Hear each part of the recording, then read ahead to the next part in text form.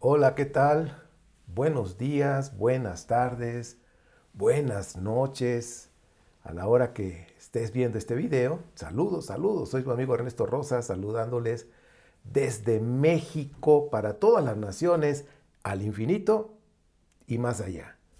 Bien, pues es un placer poder platicar, compartirles información de, pues, de diferentes temas. Hoy vamos a ver la Biblia, su origen, la entrega número 5.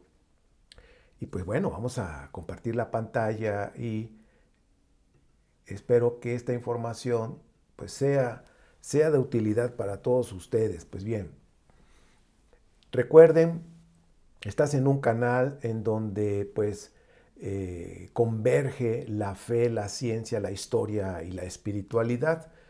No comparto mis creencias, no tengo la verdad absoluta y por favor yo les pido que ustedes verifiquen toda la información que puedan escucharme, de escuchar de lo que digo, de lo que comparto, que lo puedas verificar a través de una investigación seria y que puedas experimentar todo y al final pues saques tus conclusiones porque a ti te toca escoger qué pensar.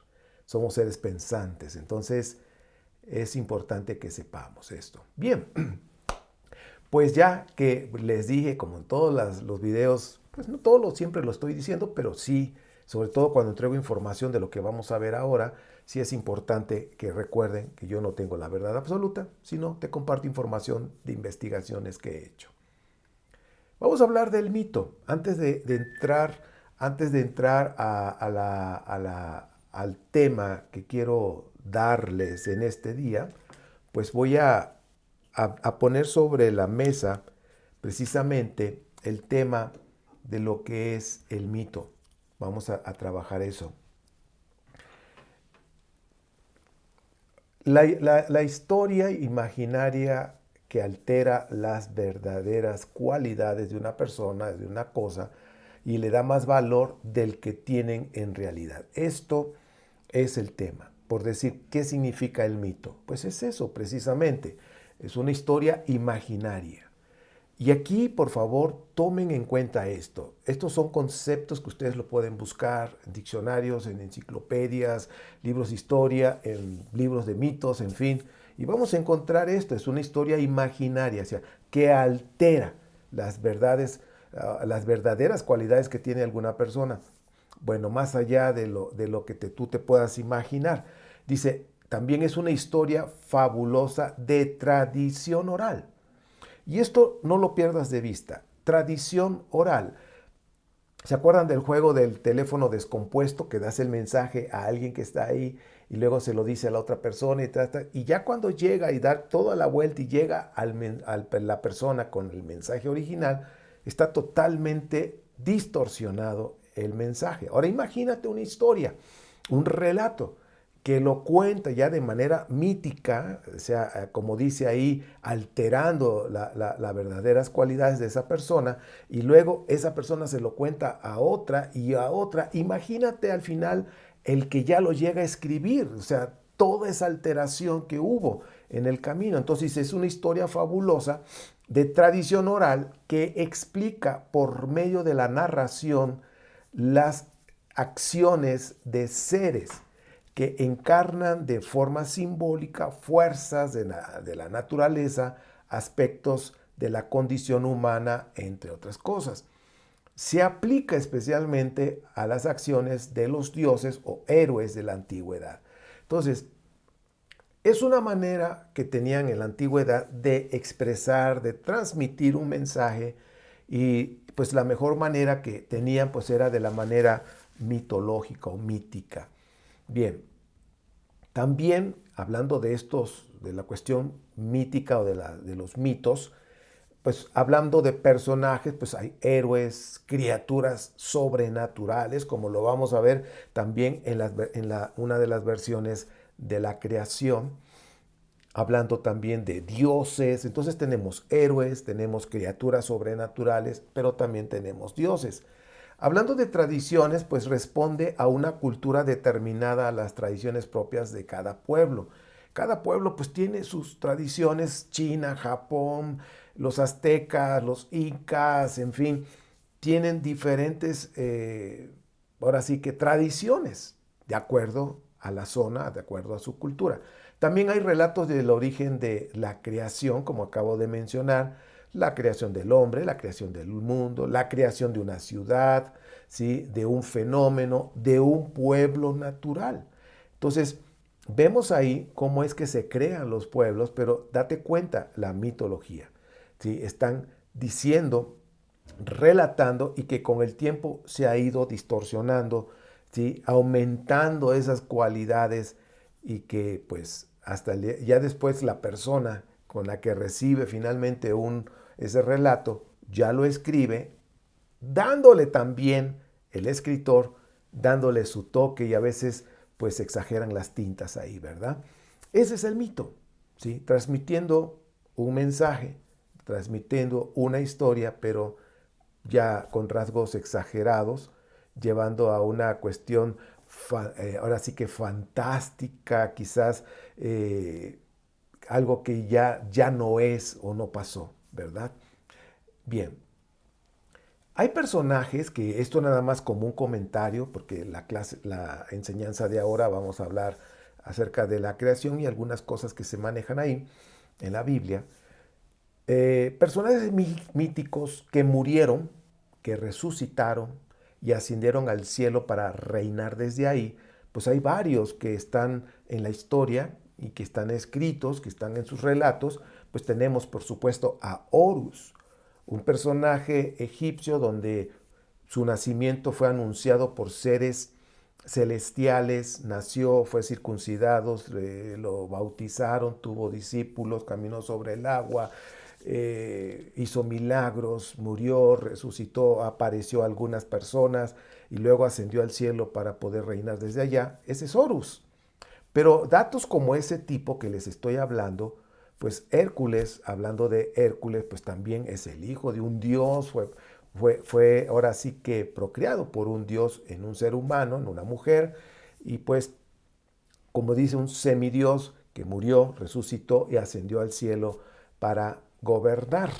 Tenemos lo mismo, o sea, lo mismo que estoy hablando, tenemos a el emperador Julio César, tenemos a Apolonio de Tiana, tenemos ahora sí que Apolonio de Tiana, conocido como el Jesús griego, un personaje filósofo que con un trasfondo griego precisamente, con una filosofía que en la época romana lo respetaban muchísimo. Entonces vemos a un personaje que tuvo discípulos, que murió, resucitó, apareció a algunos discípulos, que también este personaje Apolonio resucitó a una niña dentro de su trayectoria. Entonces cuando él muere, resucita, aparece a algunos discípulos y luego asciende al cielo. ¿Sí? De acuerdo a los relatos precisamente de quiénes, de sus discípulos, que era en el panteón de los dioses que tenían los romanos, pues por supuesto el que estaba ahí en ese panteón, en esas figuritas que tenían los romanos, estaba Hércules, estaba Julio César, estaba Apolonio de Tiana, ¿ok? Como un dios. Y luego vemos otro personaje, un maestro, ¿sí? de Israel, un profeta de Israel, ¿sí? Llamado Yeshua de Nazaret. Pues vemos también que después que él murió, pues también sus seguidores, ¿sí? Relataron, ¿sí? esta cuestión de que resucitó, apareció algunas personas y luego ascendió al cielo. O sea, te estamos viendo una misma trayectoria de ese reflejo de morir, resucitar, aparecer y ascender al cielo.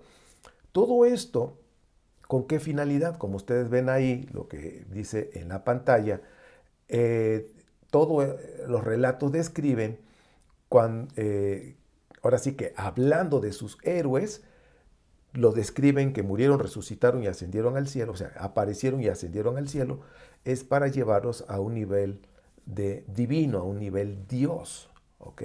Recuerden que en la mitología se maneja mucho los dioses, hombres dioses, semisdioses, en fin. Pues bien, esta información tú la puedes verificar, la debes de verificar para que veas y tomes tus conclusiones al respecto. Estamos hablando de los mitos, todos los mitos que hay en los relatos, en las historias que vemos hasta el día de hoy. Hablando del mito de la creación, ¿ok? Vemos tres versiones en Bereshit o en Génesis, tres versiones totalmente diferentes, pero que nos están transmitiendo un mensaje importante, ¿ok? Quiero decirles que la versión que nosotros vemos en la Biblia, que es la versión hebrea, por decirlo así, en esa cosmovisión, en lo que es la sabiduría hebrea, en la sabiduría judía, ¿ya? Pues nos relata lo que ellos perciben, de dónde lo tomaron también, porque hay también relatos egipcios, babilonios, los sumerios, los acadios, en fin, tienen su manera de ver cómo fue la creación, que uno de los escritos más antiguos que hay, evidencias, pues son las tablillas precisamente de los sumerios, que hablan de los Anunnakis y otras cuestiones que ahorita no lo voy a tocar por el momento, ¿sí? Pero hay información interesante, importante acerca de la creación del ser humano y de la intervención precisamente de seres extraterrestres, que es lo que tienen las tablillas de los sumerios acerca de la creación. Ahora, ahorita estamos hablando de la Biblia hebrea, precisamente, que habla de la creación, lo que es Génesis capítulo 1 y 2. Y pues vemos ahí personajes importantes que aparecen, que son dioses, ¿sí? Que es el dios El y la diosa Asherah. Y vemos a Yahvé, al Yud, Het, Bat, Hei, Yahvé, Yahweh, Jehová. No hay problema, como tú quieras o como tú estás acostumbrado a llamarle. Pero vemos tres aquí dioses con nombres diferentes, ¿sí? Que tienen tres versiones, ahora sí que maneras diferentes de la creación del ser humano, de la humanidad. El culto cananeo israelita, pues vemos ahí, este es un dibujo hecho, recopilado de toda la historia de lo que se habla, de cómo adoraban a la divinidad antiguamente, el antiguo Israel. Hablando del preexilio, el preexilio con respecto a Babilonia. Entonces, pues vemos ahí la adoración a Yahvé, que lo representaban de una manera del toro, y la imagen de adoración de Baal. ¿Ok? Entonces, son dioses que aparecen en el antiguo Israel. Y también la Biblia los menciona. ¿Ok? Bueno, en Génesis capítulo 1 y 2, pues vemos, como he estado diciendo hasta este momento, los tres relatos diferentes de la creación que pues están considerados como mitos, pero que están transmitiendo una verdad. Cuando yo digo verdad, me estoy refiriendo al mensaje espiritual de ese contenido valioso que tiene. Ahora, dicho en otras palabras, como dice ahí en la pantalla, Génesis 1, del capítulo 1 hasta el 11, en la sabiduría judía está considerado como la prehistoria, ¿ok?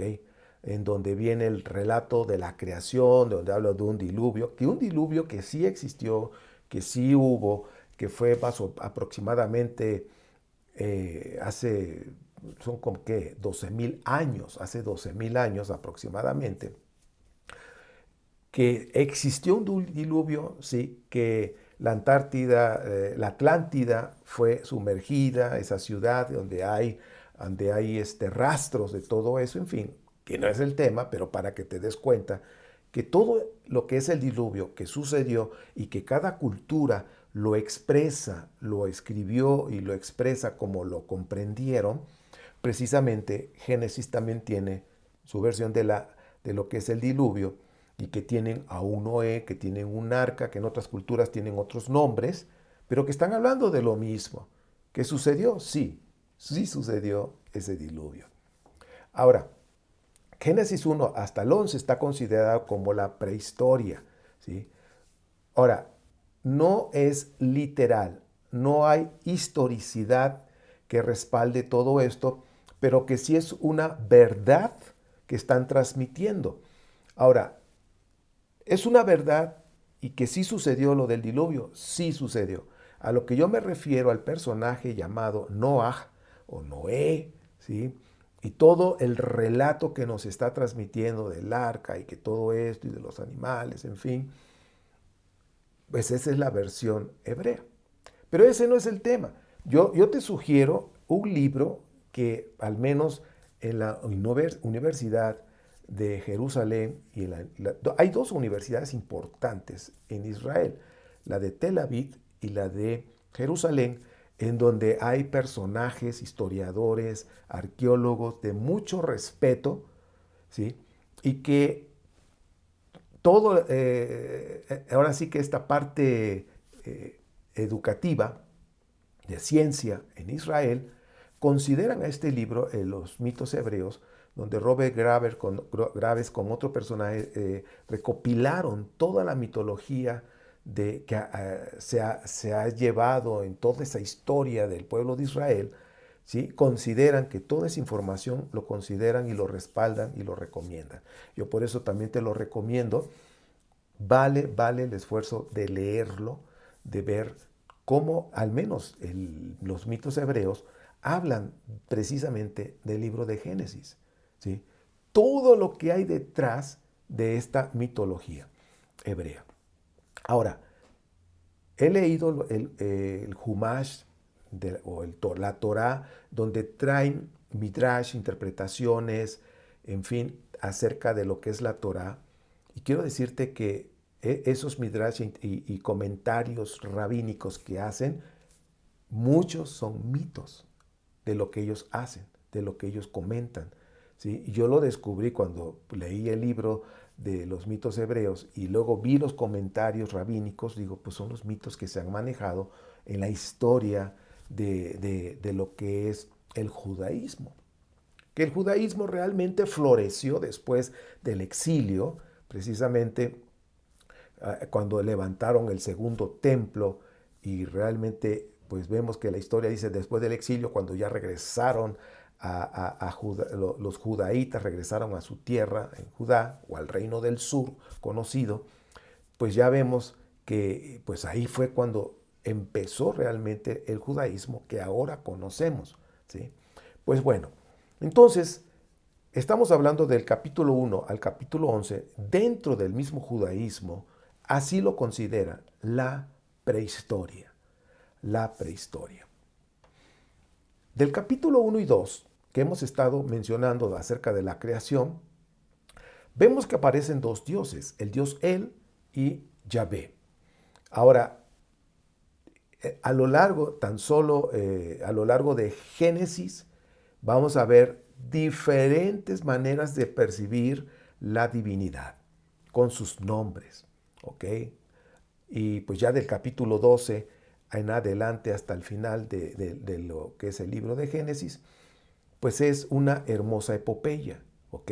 Pero bueno, ahorita no es el tema que estamos tratando. Vamos a platicar acerca de Génesis 1 y 2, donde aparece el dios El y Yahvé. Capítulo 1, del 26 al 27, cuando dice hagamos. Ahora yo te voy a comentar en esa manera que en la sabiduría judía lo ven. ¿Ok? No es mi interpretación. Yo te estoy dando la información en la manera en que ellos lo perciben. Por supuesto que los cristianos tienen su interpretación y cada uno, bueno, aquí vamos a verlo, ahora sí que en la sabiduría judía, cómo lo ven. Y cuando dice hagamos a la humanidad, en fin, macho y hembra, ¿sí? Están hablando, dice, entre el dios Elohim, que es el dios El, y Asherah, que era su consorte. Antiguamente pensaban que los dioses tenían una esposa, ¿sí? Entonces, aquí nos está transmitiendo un mensaje importante porque dice que comentaron el esposo y la esposa, hagamos a la humanidad. Y ¡prum! Dice que aparece de repente, de momento, pues eran dioses, el hombre y la mujer, al mismo tiempo. Ahora, aquí nos está dando un mensaje importante, ¿sí? Y de aquí se desprenden algunos mitos que esa mujer es Lilith, la madre de los demonios, la madre, incluso es la madre de los vampiros. Hay otra, ¿verdad? Hay otra versión mitológica por ahí. En fin, se han sacado tantas cosas con referente a Adán y Eva que nacieron y fueron hechos al mismo tiempo, hombre y mujer. Pero estamos hablando de la humanidad, que es lo que representa. Hombre es Adán, hombre, humanidad. Bueno, pero aquí hay un mensaje importante en la parte mística que no hay que perder de vista. Nosotros somos energía. Esto está comprobado científicamente, somos energía. Ahora, todo lo que está aquí en este plano terrenal, todo es energía. Estamos en una matrix, todo es energía. Estamos como en un sueño. Por eso cuando hay un despertar espiritual, cuando hay un despertar de conciencia, es precisamente despertar de ese sueño y darte cuenta y recordar realmente quién eres. Bien, pero aquí el mensaje místico, no mítico, mítico de mitología, pero la parte mística de espiritualidad, está hablando que el espíritu tiene una energía masculina y tiene una energía femenina. Como en otras culturas le llaman el yin yang. Eso es la energía humana, ese es el espíritu humano, que es una energía que tiene ahora sí que femenino y masculino. ¿Por qué? Porque nuestro creador así es. Así es. Bueno, ahora vemos la otra versión del capítulo 2, 4, del versículo 4 al 23, que aquí ya es la yavista, la primera versión de Génesis 1, 26 al 27 es la versión eloísta. Y la versión yavista del 4 al 23 del capítulo 2 de Génesis dice que Adán es formado de la tierra, ¿ok? Y aquí también interviene ahora Yahvé con Asherah, ¿ok? La creación es ahora sí que de femenino y masculino, de hombre, de varón y hembra, ¿no? De macho y hembra. Pues bueno, la tierra de donde es tomado Adán, o ese ser que se formó, ese muñeco, por decirlo así, ¿sí? La madre tierra que le conocen, que es Asherah. También Asherah es representada de varias maneras en la cosmovisión antigua, ¿sí? La madre tierra, así lo veían, y que hoy también aquí le llaman la Pachamama, ¿sí? Madre tierra, la madre tierra. Asherah era representada con un árbol o la madre tierra. Por eso antiguamente cuando hacían sus ritos ceremoniales para pedir que les fuera bien y que hubiera lluvia y todo, y porque si hay lluvia, pues las plantas pueden germinar bien, pueden crecer y dar fruto, y como hay hierbas, como hay vida, hay hierba, los animales comen, están gordos, en fin, habla de vida, de sobrevivir.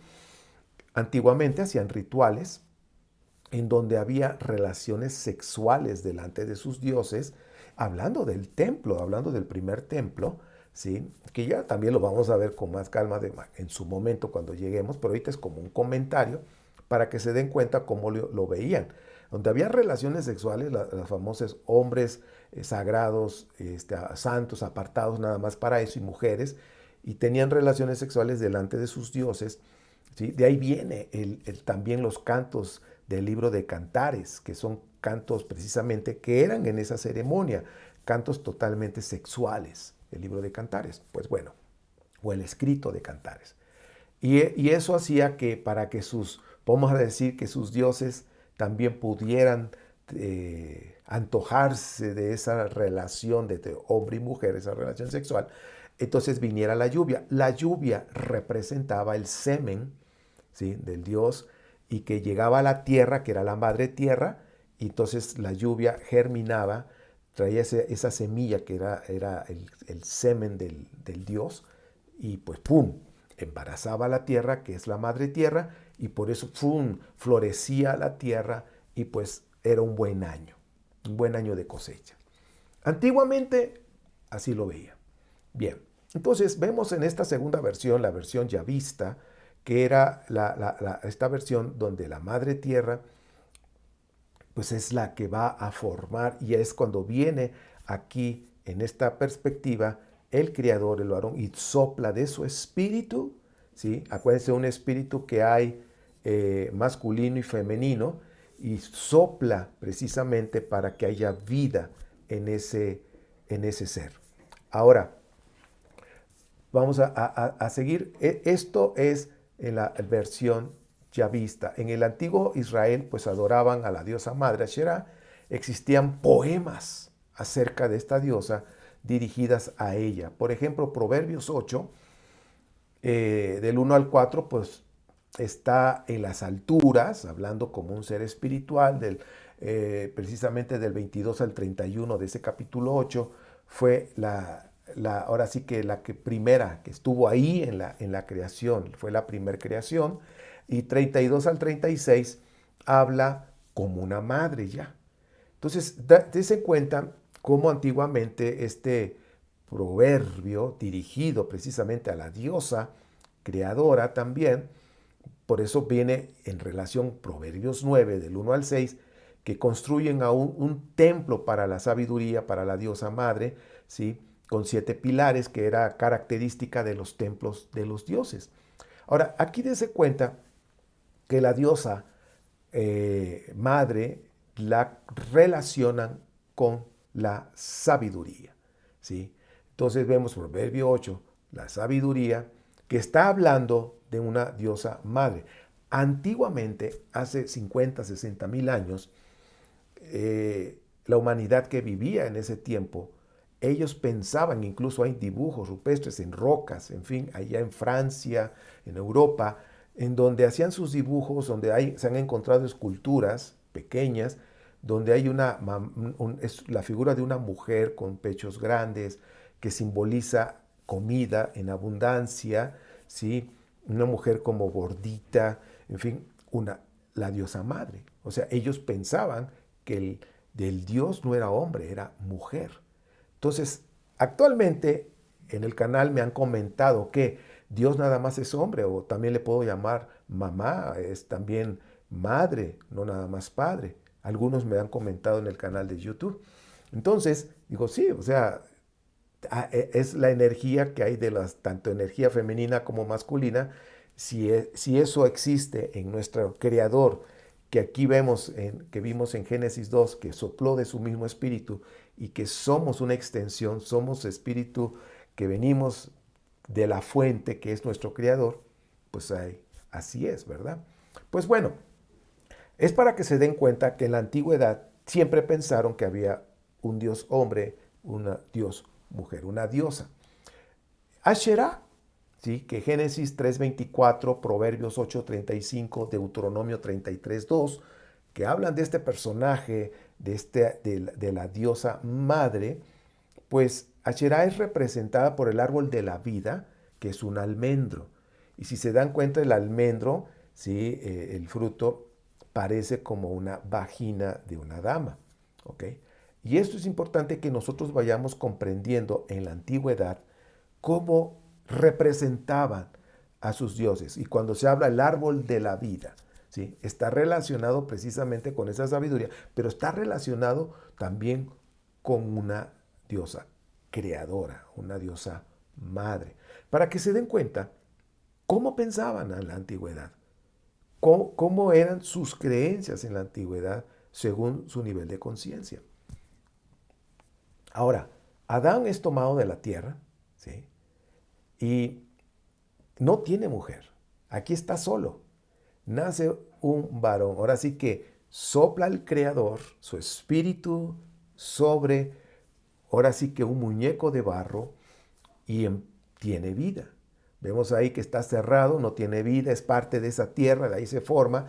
Y después de ese soplo divino, del espíritu divino, del Creador, pues vemos que tiene vida ahora. Significa que cuando entró el espíritu al cuerpo y encarnó, se convirtió, y por eso dice Génesis, se convirtió en un alma viviente.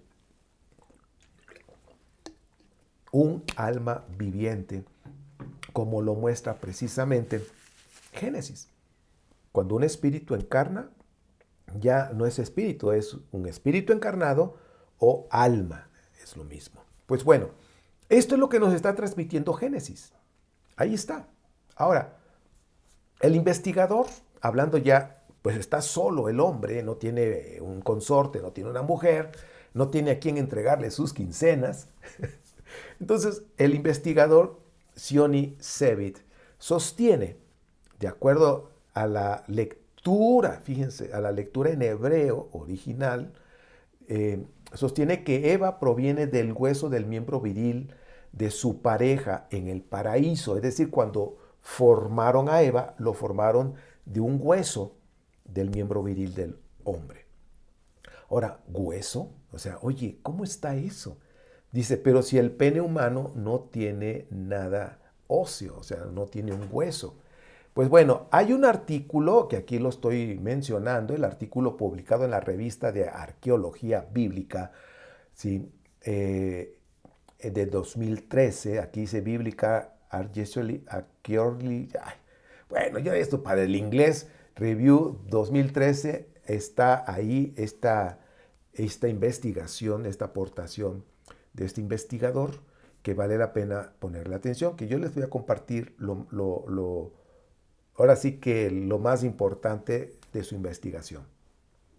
La palabra hebrea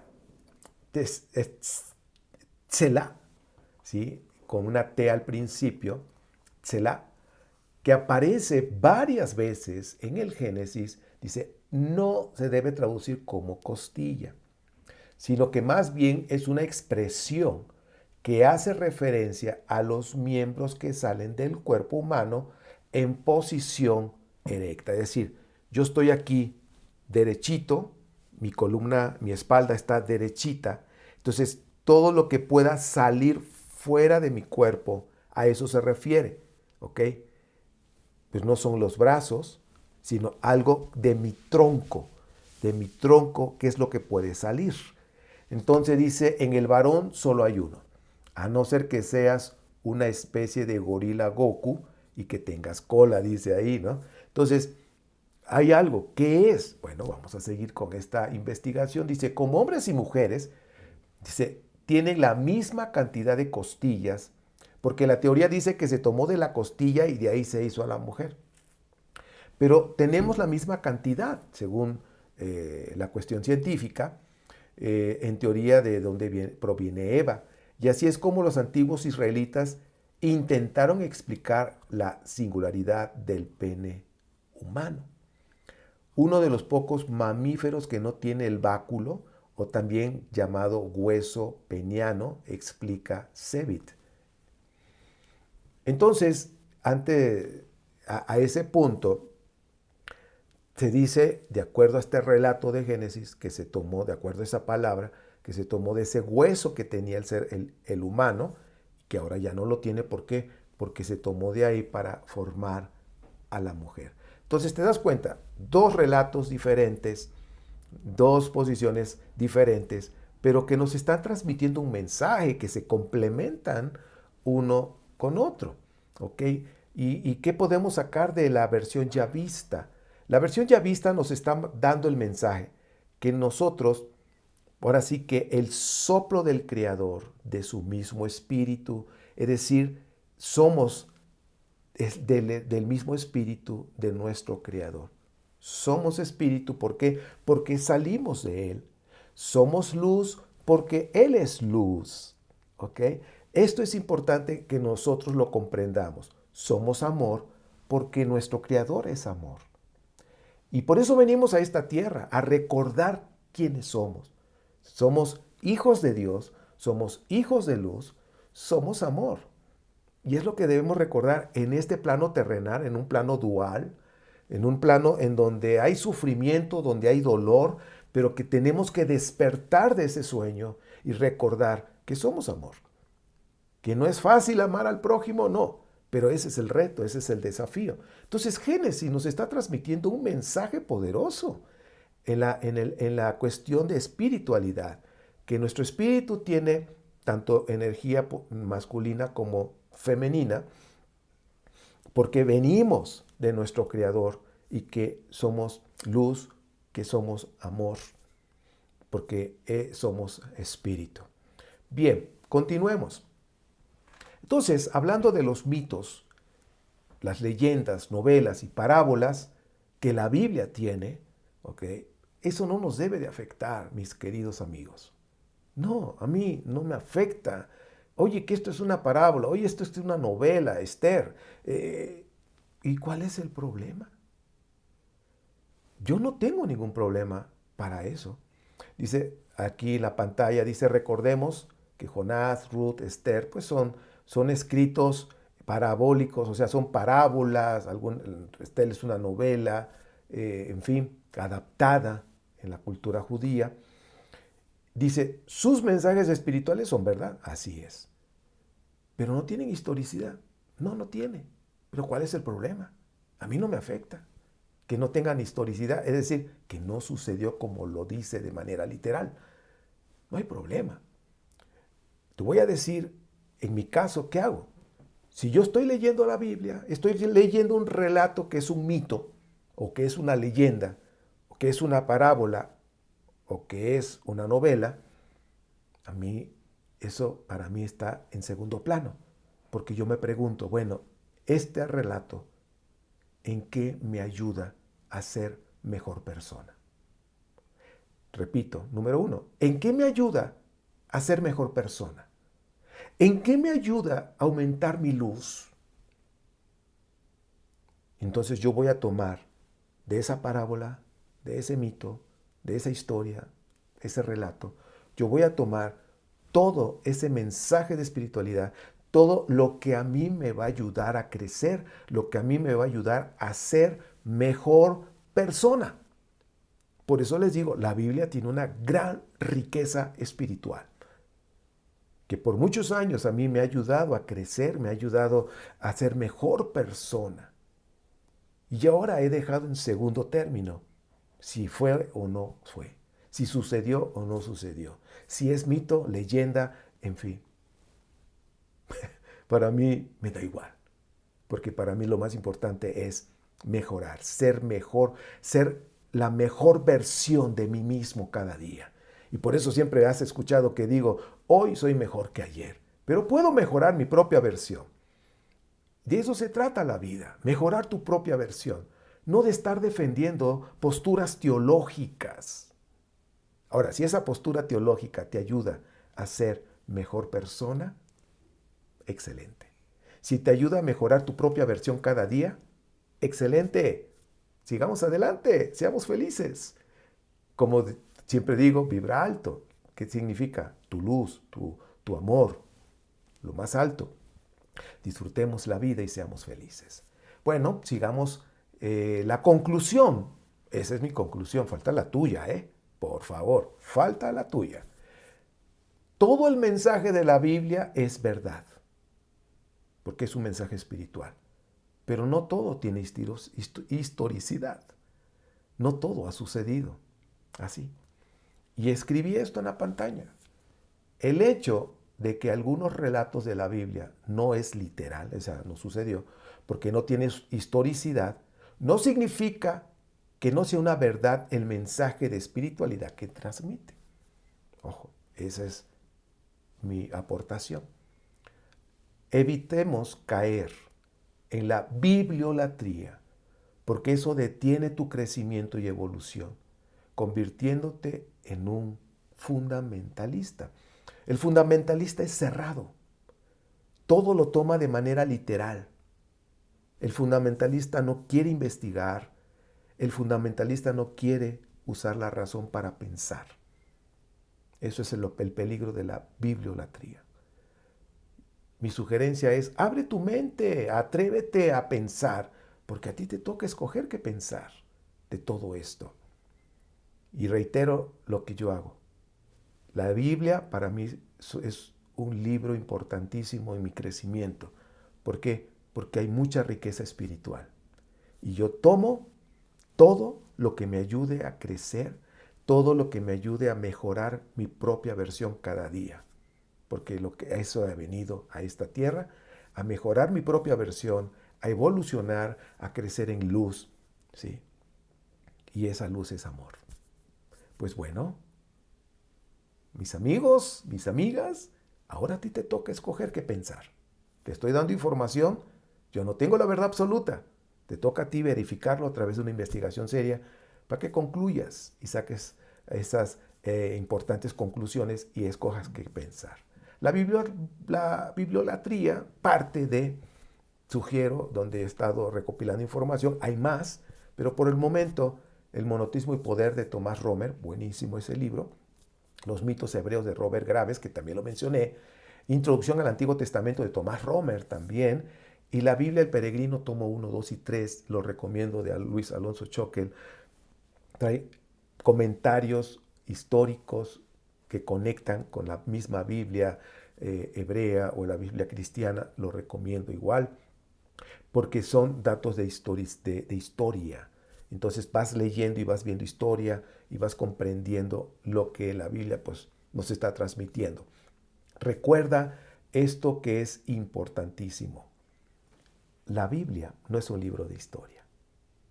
La Biblia es un libro espiritual que transmite mensajes espirituales poderosos para nuestro crecimiento, para nuestra evolución.